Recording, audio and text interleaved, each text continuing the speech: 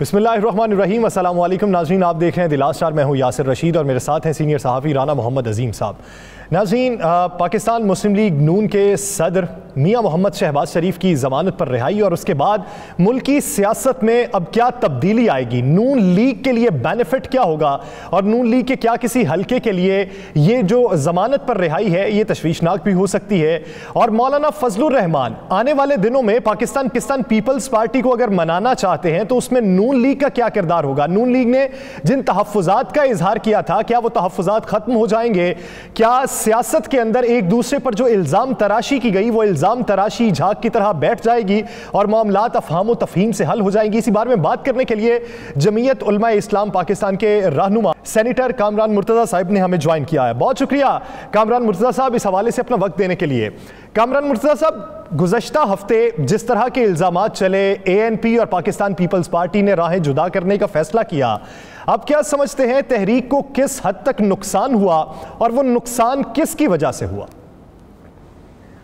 कोई भी नहीं। देखिए, नुकसान यकीनन है और वजह जो है उसका तयन जो है मेरा ख्याल है मुश्किल हो जाता है, इसलिए कि अगर वजह का तयन किया जाए तो वो एक मेरा नुक्ता नज़र होगा और अगर मैं अपने नुक्ता नज़र के मुताबिक एक तयन कर लूँ किसी वजह का तो वो किसी और को नाराज़ करने वाली बात हो जाएगी। तो यकीनन वजूहात मौजूद होती हैं, शुरू किसी एक फरीक की तरफ से होता है, दूसरा फरीक उसको जो है ना वो मज़ीद जो है ना वो आगे बढ़ा लेता है, मगर बहरहाल अगर मकासद अजीम तर हों और अजीम मकासद के लिए जद्दोजहद हो तो इन वजूहात को जो है पाँव तले रौंदा जा सकता है। आपने कहा जी कि जद्दोजहद अजीम हो और मकासद बड़े हों तो इन वजूहात को पाँव तले रौंदा जा सकता है। पीपल्स पार्टी की क़यादत ने कल कहा हमारे प्रोग्राम में, उन्होंने कहा जी मौलाना साहब और मरियम साहिबा अगर माज़रत करें और माज़रत करके अपने रवैये को दुरुस्त करें तो फिर हम इस पर सोच सकते हैं वापसी के लिए। तो क्या इस अजीम मकसद को हल करने के लिए आपकी क़यादत जो है वो माज़रत करेगी? देखिए, अगर गलती हमसे हुई है तो हम यकीनन माज़रत करेंगे और इस गलती को फिर जो ना वो बैठ के अगर वो डिटरमिन कराना चाहते हैं कि गलती किससे हुई है या किसके पार्ट हुई है तो फिर इकट्ठे बैठ जाएं, उसमें पता चल जाएगा। लेकिन कामरान मुर्तज़ा साहब, जब ये पॉइंट अपनाया जाता है कि हम 90 की दहाई को दफन करके, माजी की सियासत को दफन करके आगे बढ़ने का अज़्म लेकर इकट्ठे हुए थे, फिर जब इल्ज़ामात माजी वाले लगेंगे, हाल वाले लगेंगे, दोनों तरफ से माफ़ी का मुतालिबा किया जाएगा तो फिर किस तरीके से मामलात तय होंगे? देखिए, यकीनन पॉलिटिक्स जो हमारी आगे नहीं बढ़ रही या मुल्क में जमहूरियत आगे नहीं बढ़ती, उसकी वजूहात इसी से मिलती जुलती हैं, इसी से रिलेटेड है। हम बहुत सी चीज़ों को आगे जाना वो अपनी अना को कुर्बान नहीं करते बाज़ जगह पे, और जब अना को कुर्बान नहीं करते तो फिर बाज़ औक़ात उस अना की वजह से हम बहुत सारे मामलात को ख़राब कर जाते हैं। यकीनन इसमें गलतियां हो सकती हैं, किसी भी पार्टी की पार्ट पे गलतियां हो सकती हैं, गलतफहमियां भी हो सकती हैं, मगर उसका तरीक़ाकार यही होता है कि बैठ के मामलात को हल करें। असल में हमारे रवैये जो है ना वो कम जमहूरी हैं, उस तरह से जो है ना वो डेमोक्रेटिक जो है ना नहीं है एटीट्यूड जिस तरह से होना चाहिए, और शायद हम बाज़ औक़ात मुल्क का मफाद भी उस तरह से सामने नहीं रखते जिस तरह से रखा जाना चाहिए। तो इन वजूहात की बिना पे जो है वो मामला कुछ ख़राब हो जाते हैं, लोगों की अपनी अपनी अनाएँ होती हैं। ये बड़ा कौन है, हम में से अजीम तर कौन है, अजीम तरीन कौन है, ये मसाइल है हमारे। आप एक अच्छे लायक भी हैं, वकील भी हैं, आप क्या समझते हैं सियासी जमातों के इत्तेहादों के अंदर क्या शोकाज नोटिस होते हैं? ये शोकाज था नहीं, होते नहीं है, ये था भी नहीं, सिर्फ ऐसा है। देखिए, एक नज़म जब जहाँ पे मौजूद होता है और उसमें कोई प्रेसिडेंट है, कोई जनरल सेक्रेटरी है, कोई वाइस प्रेसिडेंट है और किसी के हवाले से कोई वजह पैदा हो जाती है और उस वजह की वजह से अगर किसी को अगर कोई ख़त लिख दिया जाए, ये एक वजाहत तलब की गई थी, इसका बहुत क्लैरिटी के साथ जवाब आ गया मौलाना साहब की तरफ से कि कोई शोकाज नहीं था। एक वजाहत मांगी थी कि जी ये इस तरह से जो ना तयशुदा अमूर थे, ये तहरीरी तौर पर तयशुदा अमूर थे, ये आपने इनको वायलेट कैसे किया है या उससे डेविएशन कैसे हो गई है। वो दे देते, एक अच्छी बात हो जाती, न देना चाहते तो वो टेलीफोन कर लेते, दूसरी अच्छी बात हो जाती। तीसरी बात जो है ना वो उसके जो सरबराह थे इस इत्तेहाद के, उन सब का इजलास बुलवा लिया जाता कि जी ऐसा नहीं होता, तो वो मीडिया पे, देखिए इसको मीडिया पे जारी नहीं किया गया था। दूसरी तरफ से जो है ना वो फिर इतना ज़्यादा जो है ना मामले को एक्सप्लॉइट कर लिया गया। अब वो फिर जो है ना आदमी जितना भी करे ना वो फिर मामला दूसरी तरफ चला जाता है। बात की कि इसको मीडिया पे जारी नहीं किया गया, यही तो एक सवाल है। फिर मीडिया के पास अभी इजलास ख़त्म नहीं हुआ, अभी इजलास की कार्रवाई ख़त्म नहीं हुई, अभी प्रेस ब्रीफिंग नहीं हुई, कोई मामला नहीं हुआ, तो ये सारा कुछ मीडिया के पास था। फिर उसके अंदर तो जो लोग मौजूद थे उनमें से क्या कोई मीडिया को बताता रहे? जाहिर है उसमें कोई मेरा जैसा आदमी होगा जिसने इस मामले को लीक कर दिया होगा, तो ये अगर जिसने भी किया कोई गैर मुनासिब बात की या गैर मुनासिब बात थी, ये इंटरनल मामला था, इंटरनली तय होना चाहिए था और इसको पब्लिक में नहीं आना चाहिए था। हो जाते हैं जैसे घर के खिलाफ है, घर के खिलाफ आप बाकी रिश्तेदारों को, अपने भाइयों को, बहनों को, उन तक भी सामने नहीं आने देते। होते हैं मियाँ बीवी में होते हैं, बाप बेटे में होते हैं, बाप बेटी में होते हैं, मगर क्या वो बाकी रिश्तेदारों में, हालांकि बहुत ब्लड रिलेशंस होते हैं उनके साथ, क्या उन तक लेके जाते हैं? नहीं लेके जाते। घर के अंदर बैठते हैं, मामले को सेटल कर लेते हैं, बाज़ औक़ात बाद कई दिन तक बात नहीं होती है, मगर मामला सेटल हो जाते हैं ना। ये मामला गलत तौर पे चला गया मीडिया में और फिर उसके जो ना वो नतायज और वो फिर उसको जो ना वो जिस तरह से उसके साथ खटी मीठी चीज़ें लगाई गई, उससे फिर मामला जो ना मजीद जो है वो फ्लेयर अप हुआ। कामरान मुर्तज़ा साहब, पीपल्स पार्टी की जानिब से मौलाना के ऊपर तहफ़्फ़ुज़ात का इजहार किया गया कि आप सरबराह तो थे PDM के, लेकिन आपने साइड ली पाकिस्तान मुस्लिम लीग नून की, किसी एक जमात की, दूसरी जमातों को नज़रअंदाज किया। उनके इस इल्ज़ाम में आपको कितनी सदाकत दिखाई देती? देखिए, सबसे ज़्यादा जो इम्पोर्टेंस इस मामले में मिली है ना, इससे पहले भी वो पीपल्स पार्टी को मिली है। एक पीपल्स पार्टी का जो है ना वो राय नहीं थी कि लॉन्ग मार्च के साथ रेजिग्नेशन आए। सब ने अपनी राय को उनकी राय के ताबिक किया कि जाइए आप अपनी सेंट्रल एग्जीक्यूटिव कमेटी से पूछ लीजिए। उन्होंने कहा कि जी हमारी सेंट्रल एग्जीक्यूटिव कमेटी ने जो है ना कुछ और फैसला किया हुआ है। तो तमाम की तमाम जमातों ने अपनी राय को उसके बाद मौखर कर दिया उस राय के आने तक।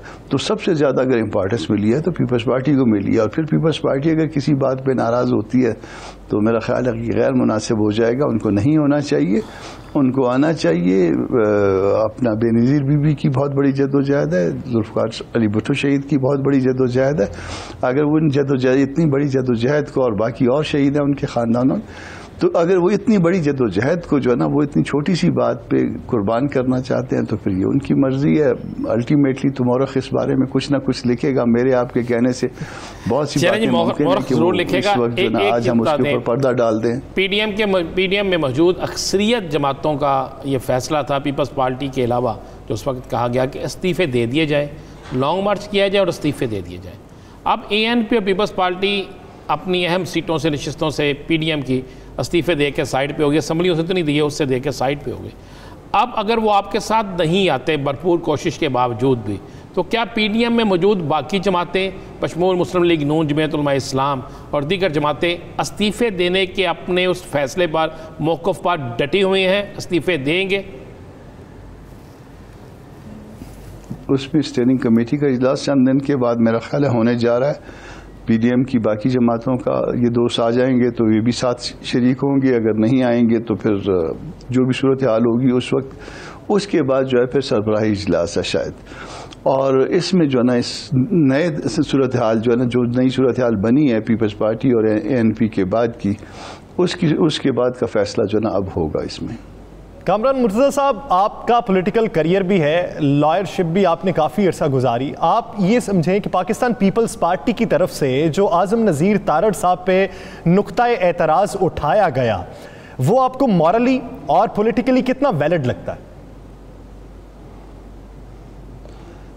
देखिए, जब स्लॉट्स डिसाइड हो जाएं, इस बात पे कोई डिस्प्यूट नहीं है कि स्लॉट्स डिसाइड नहीं हुई। आप सिर्फ ये कहते हैं कि आज़म मेरे छोटे भाइयों की तरह है, मेरा शायद उसमें ओपिनियन जब मैं उसके बारे में दूंगा तो शायद कहीं बायस ना हो जाऊं।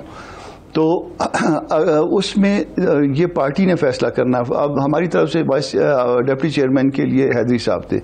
अगर फर्ज कर लें कि पार्टी किसी और के बारे में फैसला करती तो किसी और बाकी इत्तेहाद में पार्टियों को जो शायद ये हक नहीं था कि वो इस बारे में ये कहते कि जी हैदरी साहब ना हो दूसरे हों। इसी तरह आजम नज़ीर तारड़ जो है वो मुस्लिम लीग नून का फैसला था, किसी और का हक नहीं था मेरे ख्याल में। मगर इसके बावजूद फर्ज कर लीजिए कि सारी रिजर्वेशंस थी पीपल्स पार्टी को उनके हवाले से कि उन्होंने ये किया, उन्होंने वो किया, उन्होंने अपनी प्रोफेशनल लाइफ में ये केस ले लिया, मान लिया उनकी बात बड़ी वैलिड होगी। तो उसका बड़ा आसान सा तरीका था कि एक टेलीफोन करना था मियां नवाज शरीफ साहब को या मियां शहबाज शरीफ साहब को या उनकी पार्टी के जो भी जिम्मेदारान थे उनको फ़ोन कर लेते कि जी आजम साहब को अगर आप रिप्लेस कर दें तो हम आपके बहुत मशकूर होंगे। तो मेरा ख्याल है कि शायद दूसरों को साथ लेके चलने के जज्बे के तहत जो है वो आजम साहब को रिप्लेस कर लेते।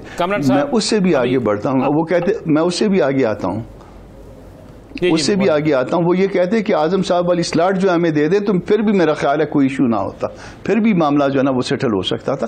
मगर जो है ना वो एक और दूसरे तरीके से ये मामला सेटल होते हैं। इस तरह से नहीं होते हैं कि आप मीडिया में चले जाएं, आजम पे एतराज़ उठाएं, किसी और पे एतराज़ उठाएं, और फिर जब जाहिर है किसी पे अगर फर्ज करें कोई कामरान पे एतराज़ उठाएगा तो कामरान की तरफ से जवाब आने लग जाएगा, मुमकिन है उसमें तलखी इससे भी ज़्यादा बढ़ जाए, तो फिर इस तरह से मामला ख़राब हो जाते हैं। कामरान मुश्ताक साहब, अभी आपने कहा कि बिल्कुल आजम नज़ीर तारड़ और अब्दुल गफूर हैदरी साहब एक आपका डिसाइड था, फैसला हो गया। अब सेनेटर हैं, सेनेट में हैं, आपने बड़े करीब से इस इलेक्शन को देखा, गिनती के वक्त भी आप थे।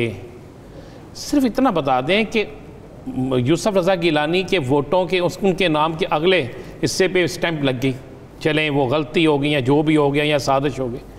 अब अब्दुल गफूर हैदरी साहब को तो वोट कास्ट ही नहीं हुए, तो ये जो वोट कास्ट नहीं हुए, क्या ये आप क्या समझते हैं, आपकी ज़ाती राय या सियासी राय या आपकी इन्फॉर्मेशन क्या है कि आपके अंदर से वो कौन से लोग थे जिन्होंने गिलानी साहब के तो सामने स्टैंप लगा दी लेकिन गफूर हैदरी साहब को स्टैंप ही नहीं लगाई?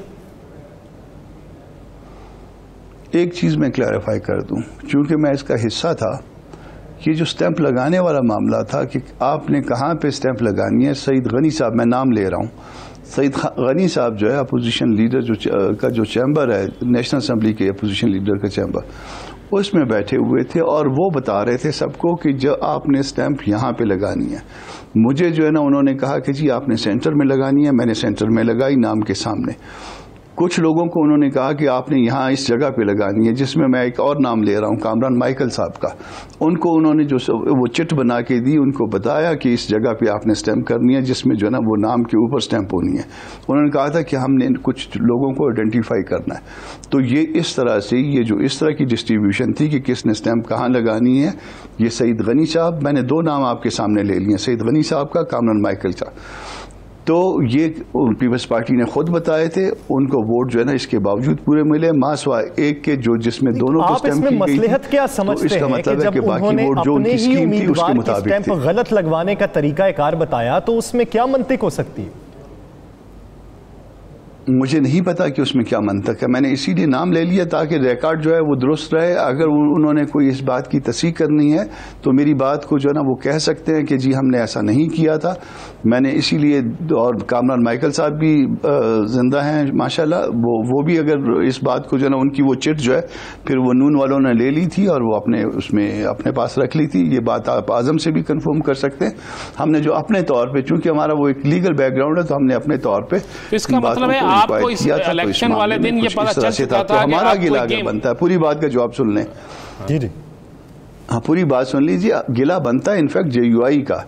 उनको तो वोट पूरे मिले या एक वोट कम मिला जिसने दो जगह पे स्टैंप लगाई, यानी यूसुफ रजा गिलानी साहब के भी और संजरानी साहब के भी। उनका गिला तो सिर्फ एक शख्स से बनता होगा ना, पता नहीं कौन था वो, मगर हमारा गिला तो शायद ज्यादा बनता है कि हमारे तो वोट ही जो है ना वो 7 वोट जो है ना 7 में से एक अगर जाया भी करना चाहता तो कम से कम 6 वोट जो है ना वो जानबूझ के इधर उधर हो गए थे।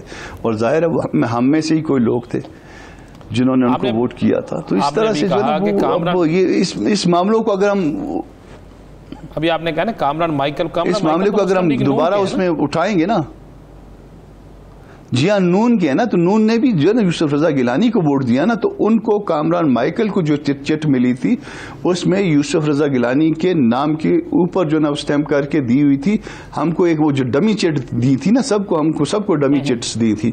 कि आपने यहाँ स्टेप और ये सईद गनी साहब ने लगा के दी थी, और उसमें जो ना वो मेरे पास भी अपनी थी, उनके पास भी अपनी थी, मेरे पास जो थी उसमें नाम के सामने जो ब्लैंक वो खाली जगह थी उस पर उन्होंने कहा था स्टैंप लगाना है। कामरान माइकल के साथ को जो चिट मिली थी उस पर स्टैंप लगा के दी हुई थी और उसके यूसुफ रज़ा गिलानी साहब के नाम के ऊपर लगा के दी हुई थी। कामरान माइकल साहब से इसको कन्फर्म कर लीजिए बेशक। अब शहबाज शरीफ साहब की बेल हो गई, जल्द बाहर आ रहे हैं, जल्द वो मैदान सियासत में होंगे, तो आप क्या समझते हैं कि उनके बाहर आने के बाद पीपल्स पार्टी और मुस्लिम लीग नून के दरमियान जो एक इख्तलाफात है उसमें कमी आएगी? हाँ, आनी चाहिए। शहबाज शरीफ भी जो है ना वो ठंडे मिजाज के आदमी हैं और यकीनन जो है ना उनका एक बहुत बड़ा माजी है इसमें पॉलिटिक्स में, और पॉलिटिक्स में जिसका बहुत जितना ज़्यादा पुराना माजी होता है वो उतना ही वो शख्स ठंडा होता है और लोगों को साथ लेके चलने का उसका मिजाज होता है। तो मेरा ख्याल है कि अब मामलात में मज़ीद तलखी बढ़ेगी नहीं या बढ़नी नहीं चाहिए, अब मिलजुल के इस मामले को किसी मंतकी इंजाम तक लेके जाना चाहिए। कामरान मुर्तज़ा साहब, जब आप ये समझते हैं कि शहबाज शरीफ साहब एक तहम्मुल मिजाज के आदमी हैं और इस्लाह की तरफ भी वो लेकर जाएंगे और मामले को ठंडा करेंगे, तो बतौर पीडीएम सरबरा मौलाना फजलुर रहमान वो भी तो धीमे मिजाज के आदमी हैं, वो भी तो मुफाहमत का रास्ता अपना ही सकते थे। देखिए, हमने तो बिल्कुल मुफाहमत का रास्ता अपनाया। 2-3 दिन पहले की प्रेस कॉन्फ्रेंस पे चली जाइए, मौलाना ने कोई सख्त बात की। उन्होंने तो ये भी कहा कि यूसुफ रज़ा गिलानी साहब के साथ मेरे बहुत अच्छे ताल्लुकात हैं और मैं उनका बहुत एहतराम करता हूँ। बाप को बाप बना दिया कि लफ्ज़ में पीपल्स पार्टी ने बड़ा इख्तिलाफ किया है और उन्होंने कहा कि ये नहीं, वो नहीं, ऐसा नहीं है। आप पूरी प्रेस टॉक उनकी निकाल के देख लीजिए। मास वाइज एक सेंटेंस के जो लाइटर साइड पे कहा गया था, उसके अलावा कोई ऐसी बात नहीं है जिसमें आप कहें कि उन्होंने जो है ना वो कोई सख्त बात की हो। पूरी की पूरी जो है ना इस पूरी स्टेटमेंट को चला के देख लीजिए। लोगों ने बहुत उनको प्रोवोक करने की कोशिश की मगर वो कहीं पे भी जो है ना प्रोवोक नहीं हुए। यानी सियासत में तहम्मुल मिजाजी भी अपनानी चाहिए और अगर मामला फ़हम तफ़हीम से हल होता है तो इस तरह के बयानात पे नहीं जाना चाहिए। बहुत शुक्रिया सेनेटर मुर्तज़ा साहब इस हवाले से अपना वक्त देने के लिए। नाज़रीन, दीगर इश्यूज़ पर बात करेंगे एक शॉर्ट ब्रेक के बाद। Stay with us.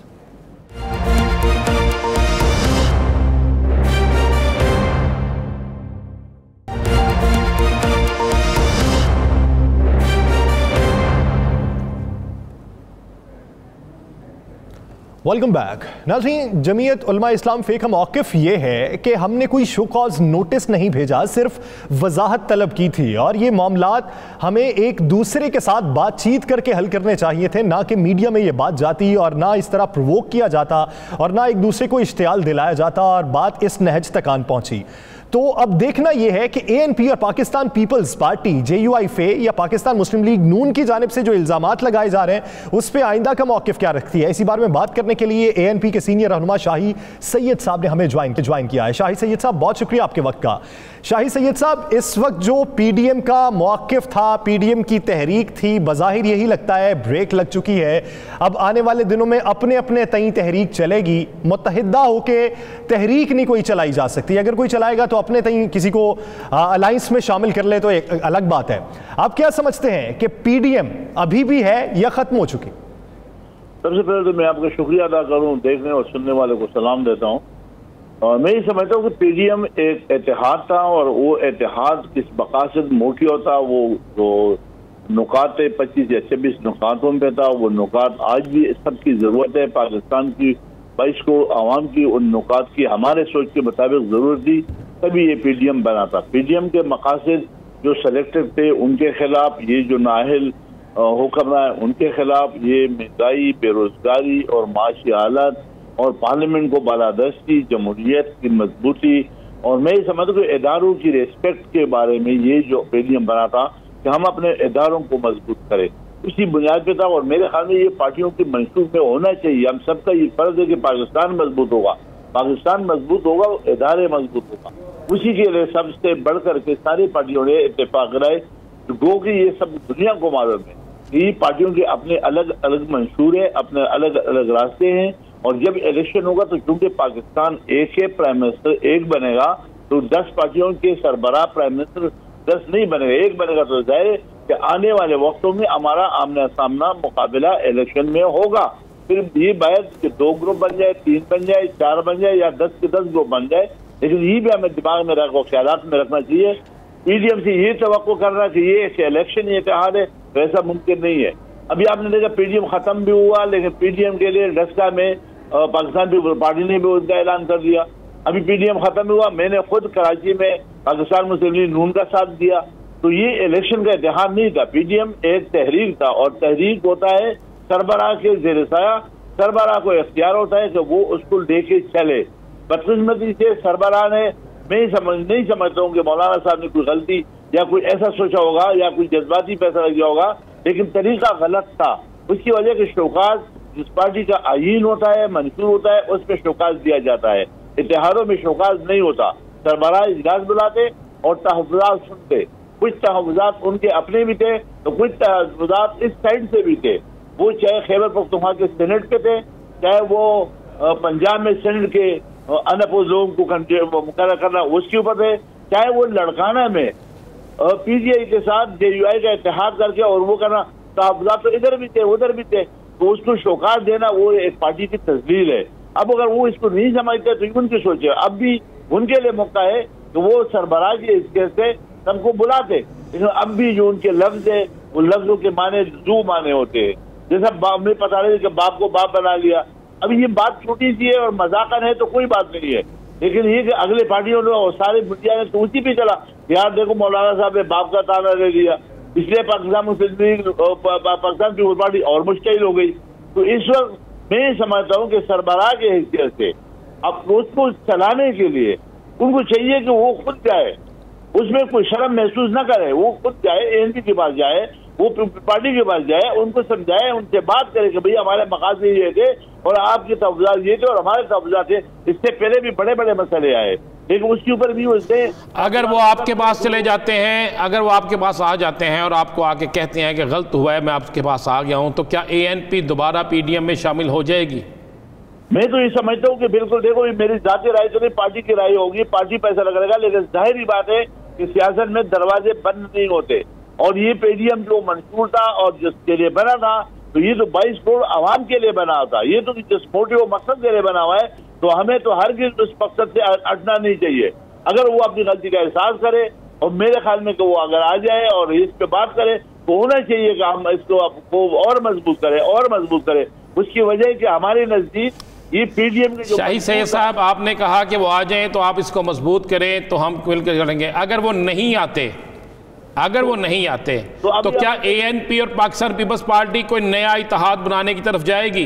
मैं ये समझता हूँ कि अगर वो नहीं आते तो ये उनका वो इख्तियार है, और वो उसका ये सोचो कि वो अकेला अगर ये काम कर सकते तो वो अकेला उधर करे। हम अपने उसी पॉलिसी 26 नुकातों पे आज भी खड़े हैं, कल भी खड़े रहे, परसों भी खड़े रहेंगे, क्योंकि वो जो 25-26 नुकात थे वो मैं समझता हूँ कि जमहूरियत के लिए, इस पाकिस्तान मुल्क के लिए, इसके अवाम के लिए बेहतर नुकात है। उन नुकात से हटना किसी को भी नहीं चाहिए, वो चाहे अकेला सफर करे या चाहे सब मिल के सफर करे, मगर सफर हम सबका एक रास्ता वही होना चाहिए। शाही सैयद साहब, आप क्या समझते हैं, जब PDM के प्लेटफॉर्म से अपोजिशन लीडर के लिए पाकिस्तान मुस्लिम लीग नून ने नाम दिया, तो आपको वो नाम यूसुफ रजा गिलानी के मद्दे मुकाबिल पस्त क्यों लगा?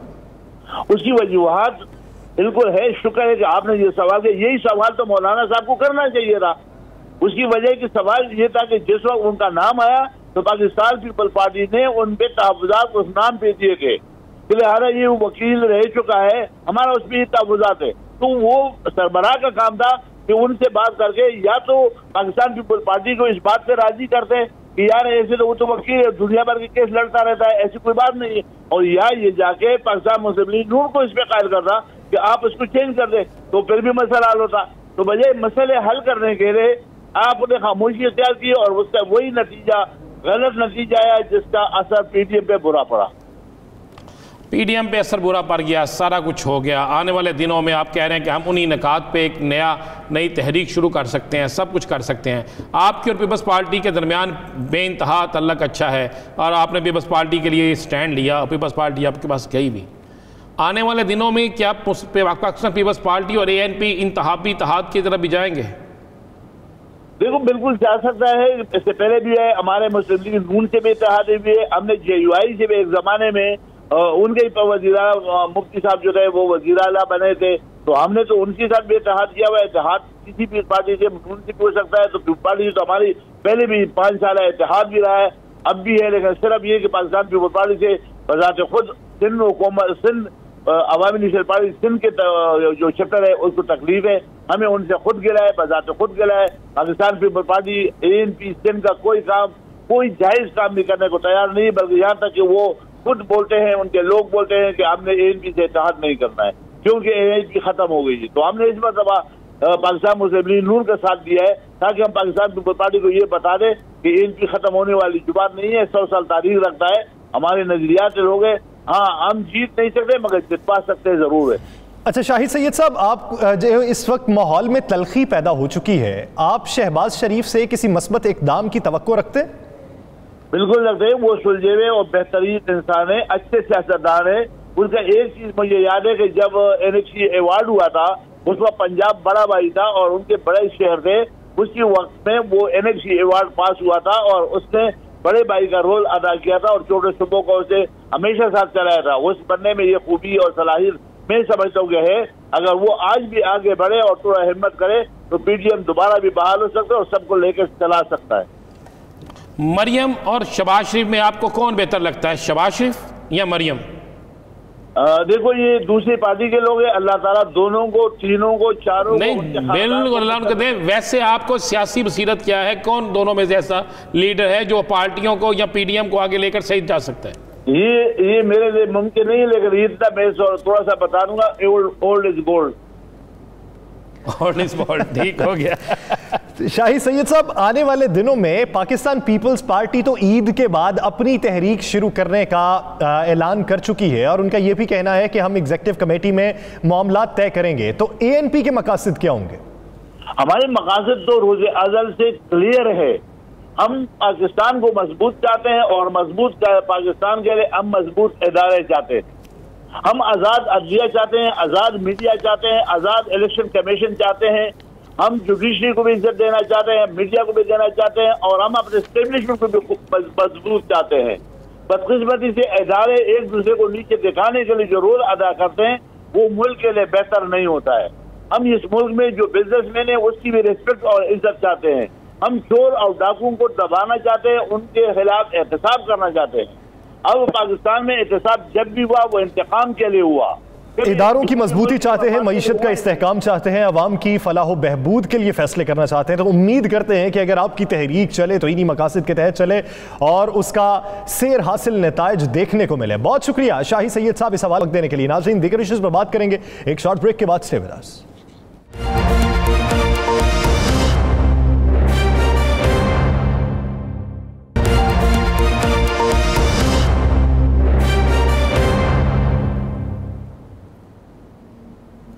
Welcome back. नाज़रीन, हुकूमत के खिलाफ तहरीक जो PDM ने चलानी थी अब अपने अपने तई हर जमात ने चलानी है। हर जमात का अपना लाहे अमल है, अपना आइन है, अपनी उनके नज़रियात हैं और उसी पर उन्होंने अमल दरामद करते हुए तहरीक को आगे बढ़ाना है। लेकिन सवाल ये है कि अगर हर जमात अपने तई चलाएगी तो कितनी जमातें मुत्तहिद रहकर चलाएंगी और कौन इनफरादी तौर पर तहरीक चलाएगी। पाकिस्तान मुस्लिम लीग नून रमज़ान में इजलास बुलवाने का फैसला कर चुकी है। उसी इजलास में ये फैसला जाएगा कि तहरीक को किस तरीके से चलाया जाएगा। राना साहब की तरफ बढ़ते हैं। राना साहब, हुकूमत के खिलाफ अहम फैसला क्या पाकिस्तान मुस्लिम लीग नून कर चुकी है या अभी बाहमी मुशावरत से करना बाकी है? मेरे पास जो इतला है यासर के पाकिस्तान मुस्लिम लीग नून जो है इसके 2 इजलास हुए। एक इजलास हमजा शहबाज ने किया, उसमें हमजा शहबाज के करीबी लोग शामिल हुए। हमजा शहबाज के करीबी कहने का मकसद है कि शहबाज शरीफ के भी करीबी उसमें शामिल। और एक इजलास मरियम ने किया जिसमें मरियम ने टेलीफोन पे अपने अहम तरीन रहनुमाओं को लिया और 3 रहनुमा मरियम के पास भी मौजूद थे। उसमें यह फैसला हुआ कि मरियम ने कहा कि बजाय इसके कि कुछ और हो, हम रमज़ान के महीने में एक मीटिंग करेंगे जिससे मियाँ नवाज शरीफ ख़ताब करेंगे और उस ख़ताब के बाद उस ख़ताब में ये चीज़ होगी कि हुकूमत के खिलाफ तहरीक के लिए तैयारी करें और जिस वक्त बजट पेश होगा रमज़ान के बाद तो उसके बजट के फौरी बाद जो है मुस्लिम लीग नून अपनी ताई तहरीक का आगाज़ कर देगी। उसमें अगर PDM आती है दीगर सियासी जमातें आती हैं तो मोस्ट वेलकम, नहीं आती तो मुस्लिम लीग नून जो है वो करेगी। और इस सिलसिले में बाकायदा मैं आपको यह बता दूँ कि नवाज शरीफ जो अनाउंसमेंट करेंगे उससे पहले ये तैयारियाँ शुरू हो गई हैं कि मुख्तलिफ ट्रेडर्स से, मुख्तलिफ जो इसकी तंजीमें हैं, लेबर्स की तंजीमें हैं, मुख्तलिफ जो लीडर है लेबर्स के, उनके साथ रब्ते किए जाएँ, कि साजा के साथ रब्ते तंजीमों के, हर तंजीम के साथ रब्ता किया जाए कि हुकूमत के खिलाफ बजट के बाद एक तहरीक चलेगी, उसमें आप अपना अपना रोल अदा करेंगे और मुस्लिम लीग नून जो है उनको सपोर्ट करेगी। यानी मुस्लिम लीग नून फैसला कर चुकी है कि शहबाज शरीफ की पॉलिसी आने से पहले, शहबाज शरीफ की पॉलिसी आने से पहले मुस्लिम लीग नून नवाज शरीफ और मरियम की पॉलिसी के मुताबिक चलेगी। तो क्या पाकिस्तान मुस्लिम लीग नून माइनस शहबाज शरीफ कर पाएगी? देखें, हो जाएगा, कर नहीं पाएंगे, मैं ये नहीं कहता कि 100% कर पाएंगे, लेकिन इस वक्त तक जो सब कुछ चल रहा है ना, वो मरियम और नवाज शरीफ का ही चल रहा है। लेकिन राणा साहब, लॉबिंग तो दूसरी तरफ भी चल रही होगी। दूसरी तरफ लॉबिंग चल रही है, मीटिंगें हो रही हैं, सब कुछ हो रहे हैं, लेकिन बदकिस्मती यह है कि दूसरी तरफ के लोग खुल के सामने नहीं आते। वो कहते हैं कि हम अवामी प्रेशर से डरते हैं, वो कहते हैं कि हम इस चीज़ से डरते हैं कि अवाम का जो इस वक्त तक भी मुस्लिम लीग नून के जो लोग हैं उनकी तवज्जो जो है शहबाज शरीफ नहीं, उनकी तवज्जो, उनकी हमदर्दी नवाज शरीफ है, उनकी हमदर्दी मरियम नवाज है। इसलिए मेरी खुद कई MNA से बात हुई, उन्होंने कहा जी हम चाहते तो यही है कि शहबाज शरीफ आएँ और हालात ठीक करें, लेकिन हम खुल के सामने आ नहीं सकते। ये मामला तो हो चुके हैं यहाँ सर। और ये मैं आपको बता दूँ कि इस रमज़ान शरीफ में जब ये मीटिंग होगी, मीटिंग में जो मैं आपको बातें बता रहा हूँ, ये सारी चीज़ें मीटिंग में डिस्कस होंगी और ये सारी चीज़ों का डिस्कस होना जो है ये मुस्लिम लीग नून के लिए कोई अच्छा नहीं होगा। मुस्लिम लीग नून के बहुत से लोग इस मीटिंग के बाद हामी तो बनेंगे, लेकिन फिर मुस्लिम लीग नून के इस मिशन को नाकाम करने के लिए मुतहर्रिक हो जाएंगे। अब देखने वाली बात यह है कि क्या शहबाज शरीफ जो है वो स्टैंड लेंगे, क्या हमजा स्टैंड लेंगे, क्या इसको लीड हमजा करेंगे, क्या इसको लीड शहबाज शरीफ करेंगे, या इसको लीड जो है मरियम ही करेगी। अगर तो मरियम लीड करेगी तो ज़हन में रखिएगा फिर फैसला हो चुका है, शहबाज शरीफ जो है उनकी किसी सूरत में बतौर सदर बात नहीं मानी जाएगी। और अगर शहबाज शरीफ इसको लीड करेंगे तो फिर ज़हन में रखिएगा कि मरियम और उसकी टीम जो है वो फारिग है। तो राना साहब, शहबाज शरीफ साहब के जो करीबी हलके हैं वो मौलाना और मरियम नवाज साहिबा के लॉन्ग मार्च और इस्तीफे के ऑप्शन के हामी हैं या मुखालिफ हैं? किसके कह रहे हैं आप? शहबाज शरीफ साहब की जो लॉबी। बिल्कुल इस्तीफे नहीं होंगे। शहबाज शरीफ की लॉबी का एक शख्स भी इस्तीफा नहीं देगा। तो तब तो खुल के सामने आना पड़ेगा। आना पड़ेगा, अभी वक्त है ना। वो कह रहे हैं अभी 1.5-2 साल हैं, अभी 1.5-2 साल जो है वक्त इसको निकाल लें। मैं आपको बता रहा हूँ कि शहबाज शरीफ ने अपने करीबी लोगों से कहा है कि हमने हुकूमत के खात्मे के लिए नहीं जाना, हमने कोई ऐसी एजिटेशन नहीं करनी कि जिससे ये सियासी शहीद हो जाए, हमने कोई ऐसा काम नहीं करना जिससे इनको फेवर मिले। हम बिल्कुल सियासत करेंगे, लेकिन वो सियासत वहाँ तक रखेंगे कि जहाँ तक हमें फ़ायदा नजर आए। ये शहबाज शरीफ ने कहा। उन्होंने कहा जी इसको इसी तरह चलने दें, जो जहाँ पे है वैसे ही रहने दें, ताकि हम सियासी तौर पर मजबूत हो और 2023 के इलेक्शन की हम तैयारी करें। ये मामला। तो राना साहब, कामरान मुर्तज़ा साहब और शाही सैयद साहब ने जिस तरह शहबाज शरीफ साहब से उम्मीद लगाई कि वो मस्बत इकदाम उठा सकते हैं और उनसे बेहतर रवैया अपनाने की हमारी ख्वाहिश है, तो आप क्या समझते हैं, क्या वो पाकिस्तान पीपल्स पार्टी की तरफ रुजू करेंगे? मैंने देखिए ना, ख्वाहिशात तो उनकी हैं, उनके जो नज़रियात हैं वो तो उनके बेहतरी के हक में है ना। आप एक चीज़ ज़हन में रख लीजिएगा, मियाँ शहबाज शरीफ हर वो काम करेगा जिस काम में उन्हें आने वाले वक्त में फ़ायदा नज़र आता हो, जिस काम में उन्हें यह नज़र आता हो कि 2023 के बाद हम किसी ना किसी जगह सेट हो जाएंगे, हम किसी ना किसी सेटअप में किसी ना किसी जगह हमें हिस्सा मिल जाएगा। इसके लिए चाहे वो पीपल्स पार्टी के साथ हाथ मिलाएं, चाहे वो तहरीक इंसाफ के साथ मुज़ाकरात करें। मैं चलें आपको ये भी बता दूँ, मैं एक बड़ी खबर आपको दे देता हूँ।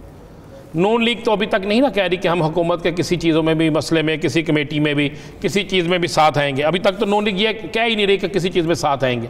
लेकिन मैं आपको ये लिख के दे देता हूँ कि आने वाले वक्त में शहबाज शरीफ जब आप खुद आगे अपना किरदार अदा करेंगे, तो शहबाज शरीफ के आने के बाद मुस्लिम लीग नून उन कमेटियों का भी हिस्सा बनेगी, मुस्लिम लीग नून उन तमाम चीज़ों का हिस्सा बनेगी जो असम्बली के अंदर होंगी, और बहुत सी तरामीम जो है वो मुस्लिम लीग नून जो है उसकी हमायत करेगी।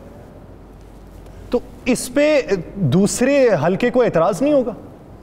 किस हलके को एतराज़ होगा? फिर वो हलका नहीं बोलेगा, इसलिए कि मैंने आपको एक कहा था, एक चीज़ कही थी कि कुछ मामलात किसी जगह तय हो रहे हैं और इन्हीं मामलात की वजह से बड़ी खामोशी है, बड़ी खामोशी है। बस वो जो मैं कह रहा हूँ ना कि अचानक वो एहतजाज की तरफ जाएंगे, वो एहतजाज हुकूमत के ख़िलाफ़ होगा, उसमें अदारों को तनकीद का निशाना नहीं बनाया जाएगा।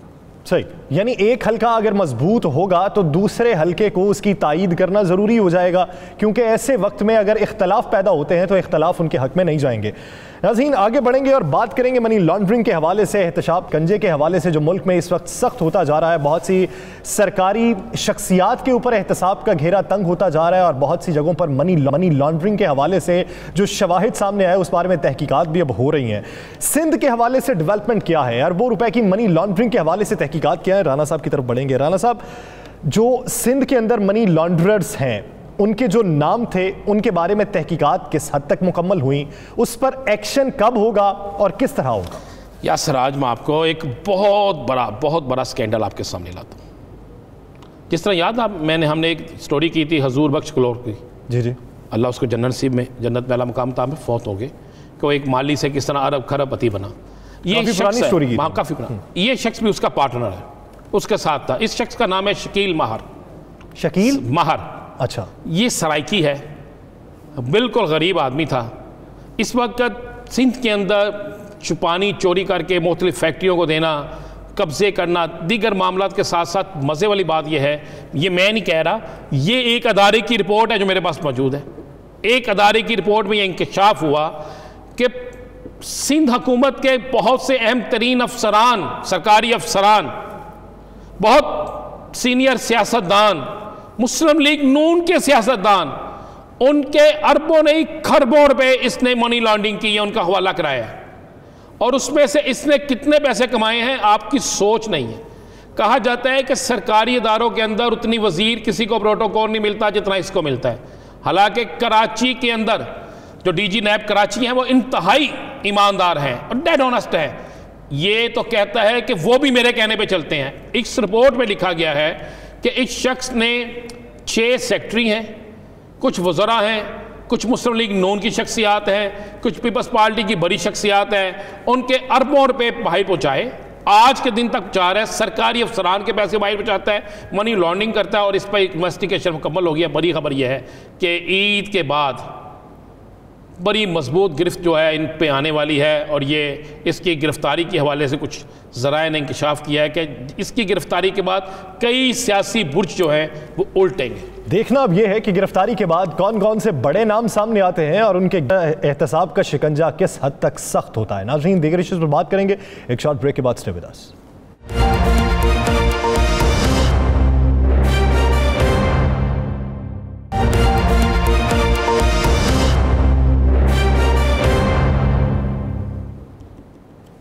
Welcome back. नाज़रीन, पंजाब में हाउसिंग सोसाइटीज़ को किस तरह फ़ाल बनाया जा सकता है? हुकूमत तो ये कहती है कि पंजाब के अंदर 70% हाउसिंग सोसाइटीज़ ऐसी हैं जो रजिस्टर्ड नहीं हैं, जिनके खिलाफ कार्रवाई अभी तक अमल में नहीं आई। बहुत सौ ने अभी तक टैक्स अदा नहीं किया, नक्शा पास नहीं करवाया, किसी पर कोई मुकदमा चल रहा है।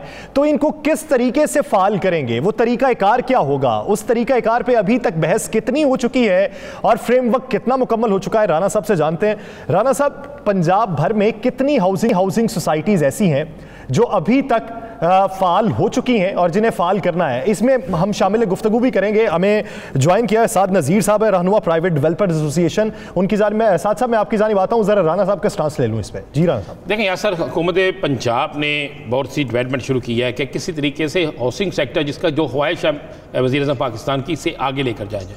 आपको पता है पिछले दिनों बाकायदा एक नोटिफिकेशन जारी हो गया कि LDA की हदूद से नानकाना, कसूर और शेखपुरा को निकाल दिया गया, क्योंकि बहुत से डेवलपर ये शिकवा कर रहे थे कि जनाब उनसे LDA के लोग ज़बरदस्ती करते हैं, ऐसी चीज़ें करते हैं, ऐसे नुकात सामने लाते हैं कि जिससे ना उनकी सोसाइटी चल सकती है ना दीगर मामला हो सकते हैं। अब एक फ़ैसला हो चुका है, मैं आपको ये बिल्कुल कन्फर्म इतला दे रहा हूँ, जिसे वज़ीर-ए-आज़म पाकिस्तान की हिदायत पर किया गया है कि अब इस सेक्टर को फ़ाल किया जाए और इसमें देखा जाए कि जो सोसाइटी तो गलत है उसके खिलाफ तो इकदाम किया जाए, और जिन सोसाइटियों को जानबूझकर सरकारी इदारे रुकावट डाल रहे हैं उनकी रुकावट दूर की जाए, उनको सहूलतें दी जाए और इसके बाद इस सेक्टर को फैलाया जाए ताकि लोगों को यहाँ पर रोज़गार मिले, यहाँ पर पैसा आए और ये सिस्टम आगे चले। और जिन लोगों ने रजिस्ट्रेशन नहीं सही करवाई, जो गलत हैं, तो उनको कानून के दायरे में ला के उनसे पैसे वसूल किए जाए, जो हुकूमती सरकारी खजाने में जाए, किसी सरकारी अफसर की जेब में न जाए। सही। साथ साहब आपकी जानिब आता हूँ, हुकूमत का एक मौक़िफ़ है जो जाली हाउसिंग सोसाइटीज़ के हवाले से है या उन्होंने बयानिया जो अपनाया है, आप हुकूमत के मौक़िफ़ की किस हद तक तायीद करते हैं और किस तरीके से तरदीद करेंगे? बिस्मिल्लाहिर्रहमानिर्रहीम। थैंक यू यासिर भाई, थैंक यू राना अज़ीम साहब, आपने हमें ऑनलाइन लिया और हमारा मौक़िफ़ जाना। इसमें सर गुजारिश इस तरह से है कि जिस तरह से खान साहब ने हुकूमत टेक ओवर की और अभी हम लास्ट उनका खिताब सुन रहा था और वो फरमा रहे थे कि किसी भी मुल्क में चेंज लाने के जो मुख्तलिफ तरीके आज तक हिस्ट्री में यूज़ होते हैं, उसमें वो एक एग्जांपल दे रहे थे अपने लास्ट खिताब में ईरान के इनकलाब की और फ्रांस की, कि एकदम लोगों की गर्दनें उड़ा दी जाएं और मामलात को एकदम सही नहज पे लेके जाया जाए। तो उस तरह के सर्कमस्टांसेस में तो खान साहब भी नहीं आए इस गवर्नमेंट के में कि वो इतने एक्सट्रीम प्रिकॉशंस ले सकें। सिमिलरली जिस वक्त आप डेवलपर्स कम्युनिटी पे एकदम हल्ला बोल देंगे और पिछले 50-60 सालों में जो इस मुल्क में एक रविश और फाइलों को पहिया लगाने की एक रस्म चली आ रही है, उसको आप एकदम नहीं ख़त्म कर सकते। उसमें ईज़ ऑफ डूइंग बिजनेस आपने डेवलपर्स के लिए क्रिएट करना है और वो आपके अदारों ने क्रिएट करना है। तो सबसे पहले जो गवर्नमेंट के लिए करने का काम है कि इन डिपार्टमेंट्स में इस तरह की इम्प्रूवमेंट्स लेके आएँ कि जो डिपार्टमेंट्स की रेड टेपिज्म है उनसे डेवलपर्स बच सके।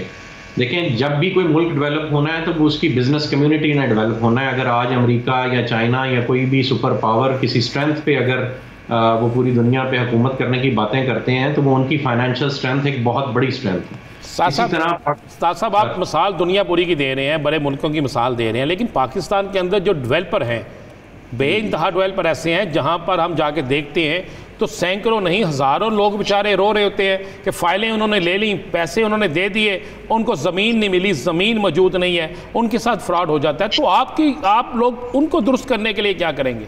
उन लोगों को इंसाफ दिलाने के लिए क्या करेंगे? क्या उनके पैसे खाने से इंकलाब आएगा? इसमें राना साहब आपको एक तफरीक का निज़ाम इम्प्लीमेंट करना पड़ेगा मुल्क में, जो अच्छे डेवलपर्स को लाइसेंस देता हो उनकी पिछली परफॉर्मेंस की बुनियाद पे, उनकी रेपुटेशन की बुनियाद पे, और फिर जिनको आप सर्टन कर लें कि ये डेवलपर्स ठीक काम कर रहे हैं और प्रोग्रेस ठीक दे रहे हैं, कम से कम उनके हाथ पैर तो खोले जाएं।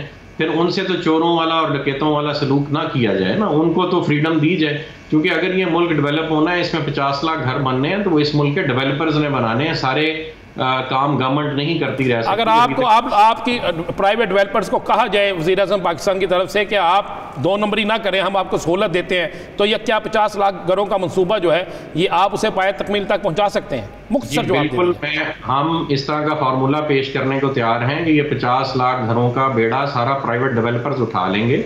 आप इनको सिर्फ अप्रूवल्स टाइम पे दें, इनको काम करने दें, अपने इनके हाथों पैरों के अंगूठे लगवा लें, इनकी जायदादें लिखवा लें। अगर ये लोगों के साथ फ्रॉड करें तो वो आप जायदादें अपने पास रख लें, लेकिन इनको काम करने की इजाज़त दें, 1 विंडो ऑपरेशन दें, इनको 10 दिन में अप्रूवल दें और इनके डेवलप किए हुए प्रोजेक्ट्स का 10% गवर्नमेंट फ्री ऑफ कॉस्ट लेना शुरू कर दे, तो 50 लाख घर आपके 2-3 साल के अंदर अंदर बन जाएंगे। यानी बुनियादी तौर पे तफरीक पैदा करने की जरूरत है, तफरीक हो अच्छे और बुरे की, उसके बाद मामलात को आगे बढ़ाया जाए तो मामलात खुश असलूबी से हल हो सकते हैं।